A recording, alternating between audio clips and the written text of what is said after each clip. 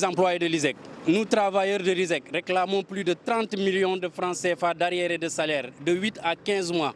Nous dénonçons l'absence de contrat de travail après 4 ans et plus de durs et loyaux services rendus à l'ISEC à son président directeur général Mamadou Diop. Des stagiaires ayant fait plus de 6 mois dans la boîte ne sont pas régularisés.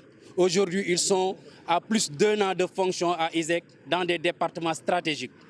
La question de notre carrière n'a jamais été une préoccupation pour le PDG M. Diop. Les cotisations pour la sécurité sociale, n'en parlons même pas. Une gestion partisane des salaires. En effet, au moment où nous courons derrière plus de 8 mois d'arriérés, d'autres sont payés en catimini et soutenus lors de la tabaski à hauteur de 100 000 francs CFA. Certains travailleurs ont été privés de leur salaire au détriment d'autres dépenses inutiles, incalculables, inopportunes. On peut en citer ces nombreux projets qui n'ont pas tenu le temps d'une journée ou les 15 millions déclarés devant les enquêteurs ayant servi à la prise en charge de la petite Dieynaba Baldé. Le samedi dernier, Diop ISEC s'est permis de convoquer une partie des sportifs à Sacré-Cœur pour les payer. Un manque de respect notoire à notre endroit. Face à ce manque de respect et de considération, le collectif, dans une démarche responsable, a voulu une gestion à l'amiable, a saisi le PDG par l'intermédiaire de son avocat le jeudi 11 juin par une lettre pour lui tenir informé de sa revendication.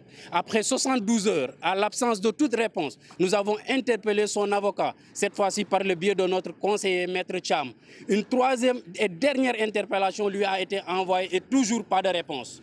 Ainsi, nous sommes réunis et décidé de saisir l'inspection du travail pour l'informer de notre situation et à la suite de cet acte, tenir un point de presse pour informer l'opinion nationale et internationale car il est en train de distiller des propos fallacieux, mensongers à notre endroit.